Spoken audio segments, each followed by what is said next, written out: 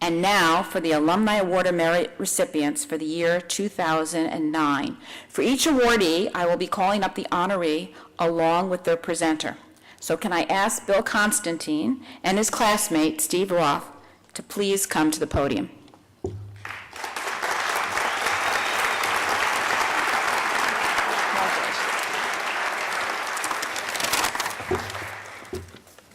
Mention Bill Constantine, or as Jim Reapy said, Donut, to 66 classmates, and you'll get a wonderfully warm smile. Some will say it's because they remember Bill's convivial hospitality at ATO parties. But really, most remember a talented, tenacious hockey defenseman, otherwise friendly, whose leadership made him captain and got him elected to the Friars Society.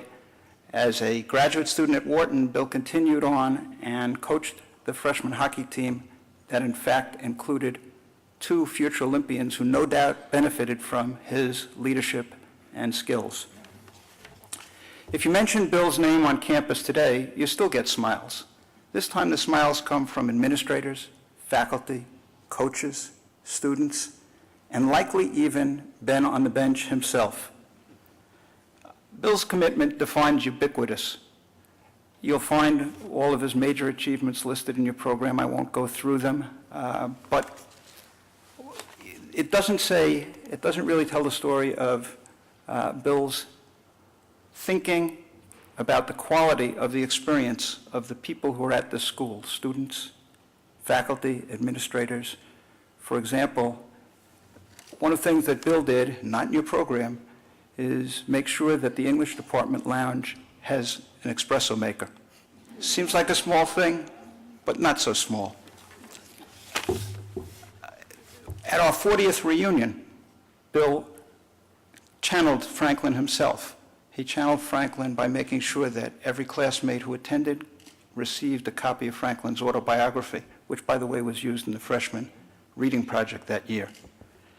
Additionally, as class gift co-chair, Bill inspired us to use a wonderful Franklin quote which I'll mention and you should hear, that resulted in a rallying cry that led to a then record, since broken, 40th reunion gift.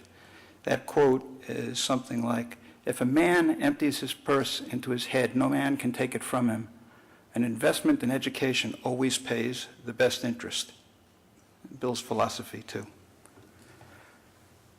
Go to a Penn event, an athletic event with Bill, any athletic event, and you'll really get a smile.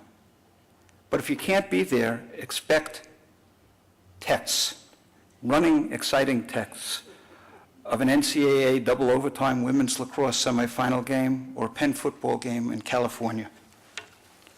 If you really want to see somebody smile, say the magic word to Bill, Penn.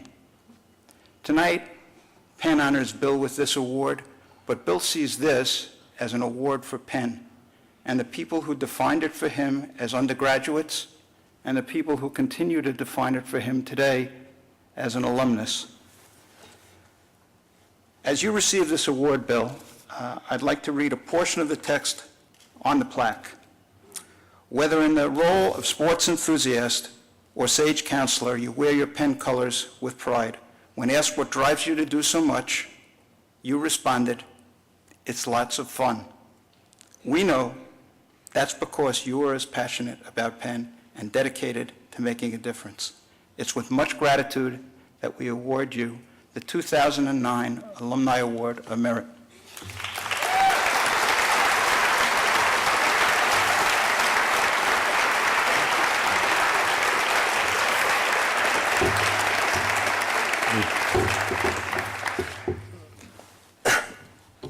Thank you, Steve, for your warm comments, and to all of you who have sought to recognize my long engagement with Penn.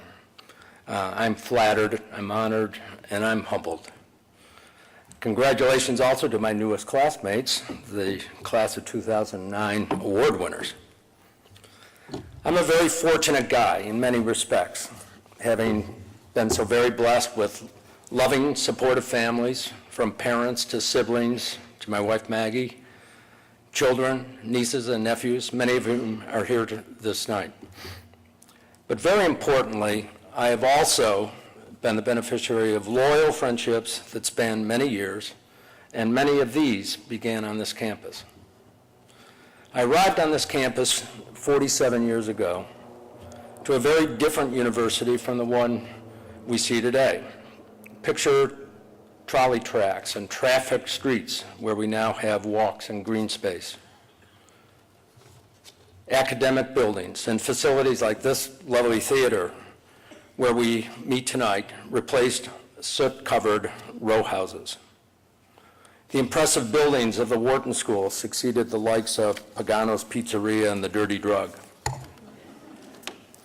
The west and north boundaries of the campus at 40th Street and Market Street were best not crossed after dark. But more stark are the comparisons with today's student body. Just to underscore 2 points. In the 60s, more than a third of the students were commuters who, with very notable exceptions, were not very involved in campus life outside the classroom. And in spite of access to a fine faculty and an excellent education, far too many students of that time carried a yoke bemoaning that Penn had been their second or third college choice. The university president was a physicist, one might have recognized from photographs, but not from personal contact or undergraduate involvement. Lore had it that when required to be in Franklin Field, President Harnwell asked which team was Penn. Sorry, Jim, but given the results of our football program in those days, it might have been best to have misled him a little bit and allow the old boy to leave with a smile of victory. The 60s were a very difficult period. JFK's assassination on my 19th birthday, the '64 Phillies blowing a 6-game lead with 12 games to go, ending in third place, the Philadelphia race riots, the growing storms of the Vietnam War that, among other things, seemed to suggest that a not sought-for global job opportunity awaited able-bodied males upon graduation. It would have been easy for a young man to have been caught up in the gloom and doom, but not this 17-year-old. Thanks in part to a group of friends and fraternity brothers who could not be kept down, a group that played hard, played to win, lived to have fun, fought to make a difference, relished loyalty and camaraderie, and never looked back. From this group were letter winners in soccer, lacrosse, swimming, squash, tennis.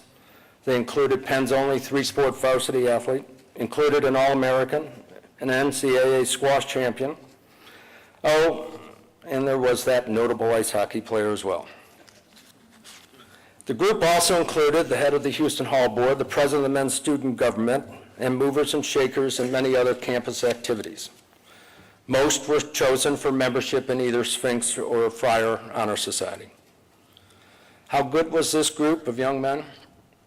One measure was the senior class vote, naming 3 of the top 5 honors for our ATO class, taking home the spoon, spade, and class presidency. But perhaps the better measure has been lasting friendships, trust, and camaraderie. We demonstrated that individuals supporting one another with heads high can make a difference. And I would suggest that we departed with our diplomas, leaving Penn a better place.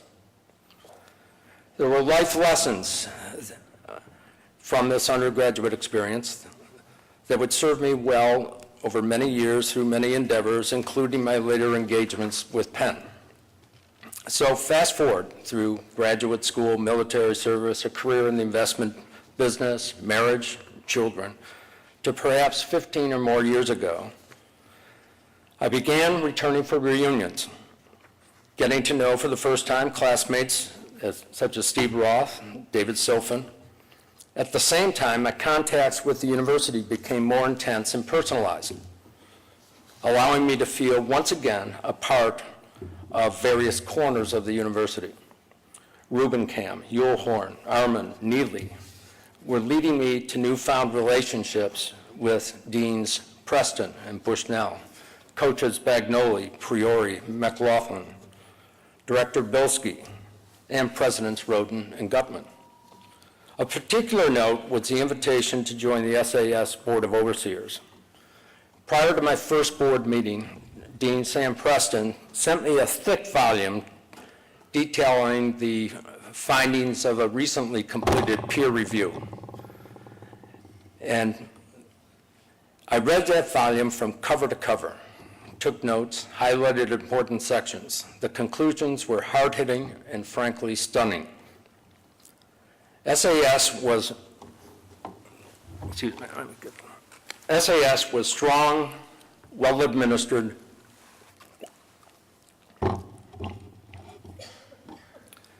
with outstanding faculties and students. The stunning part was how dramatically underfunded the school and the university were and are, particularly in comparison to our peers.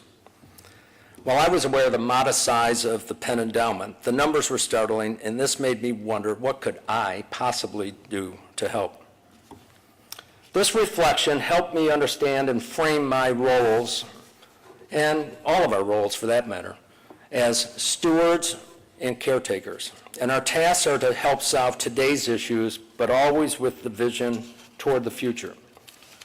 During our relatively brief tenures, we are to find and land resources for today, but importantly, to challenge, guide, push, and steer this wonderful university forward into the future. Toward this mission, I have served, standing with like-minded, passionate individuals to help assure that we have the short-term resources and long-term vision. I've long felt the world has givers and takers. I've given a lot of myself to Penn and other institutions that I care passionately about, but I've taken away far more in rewards of all descriptions, a result that every giver shares and takers fail to understand. So in closing, to my daughter Claire, Robert, son-in-law Scott, and my nieces and nephews, follow your hearts. Let your passion sing and be involved. As learned more than 4 decades ago, individuals can make a difference, even in the face of daunting challenges. Someday, just maybe, I will say, I left Penn a better place for future generations, and I had a hell of a time doing it. So thank you, and beat Princeton.